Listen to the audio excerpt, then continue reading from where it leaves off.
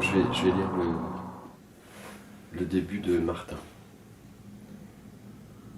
C'est en 1975 ou 1976. J'ai 3 ans. Je rentre à l'école. Mes parents, qui vivent séparés depuis plusieurs années, ont officiellement divorcé. Mon frère doit avoir 11 ans.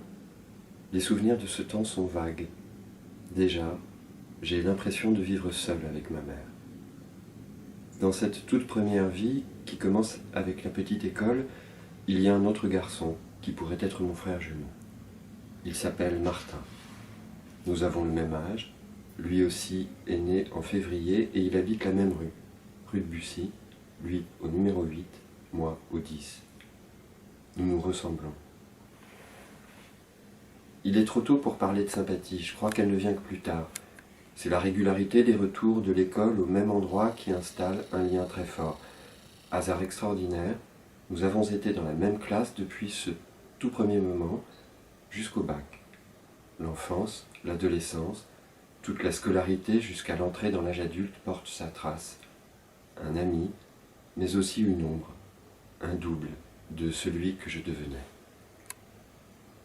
Le déroulement de toutes ces années reste confus.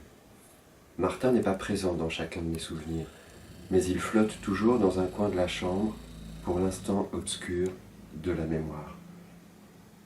Comme il est toujours là, je n'arrive pas bien à le situer, et souvent même moins bien que certaines autres rencontres.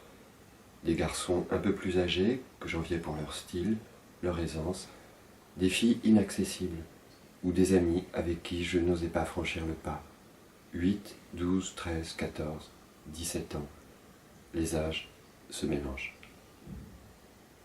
C'est un compagnonnage, fort surtout dans l'enfance. Les professeurs, les camarades nous associent souvent. Nous nous asseyons à côté en classe, nous rentrons ensemble, allons chez l'un ou chez l'autre jusqu'à l'heure du dîner, partons en vacances ensemble. Il est fils unique, mon frère est trop âgé pour vivre mon rythme. Chacun a donc trouvé son frère. Nerveux, impertinent, rêveur, chacun se reconnaît dans l'autre. Ses parents sont plus jeunes que les miens.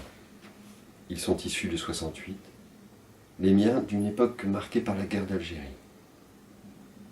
Nous jouons aux billes, puis aux échecs, nous pêchons, nous faisons des parties de billard dans la maison de son grand-père, nous lisons, nous fondons des sociétés secrètes, nous inventons des codes, nous marchons dans Paris, nous passons des journées entières au café, nous écoutons de la musique, nous écrivons, nous fumons, nous parlons.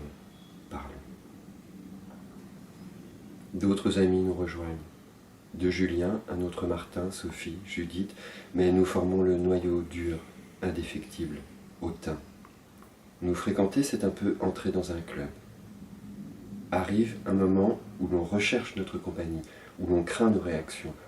Au lycée, notre timidité et notre réserve des années de collège prennent leur revanche.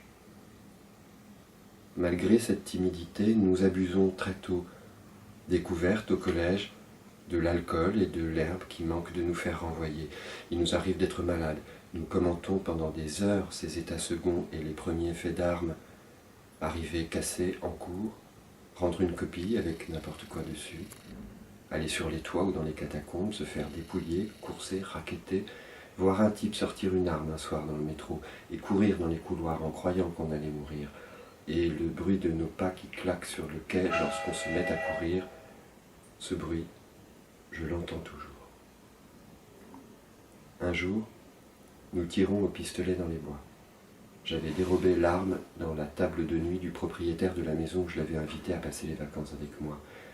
Le choc, la détente, la décharge, le recul sont tels qu'on s'enfuit avant que je lui laisse la possibilité de tirer à son tour. Ce coup résonne encore aujourd'hui.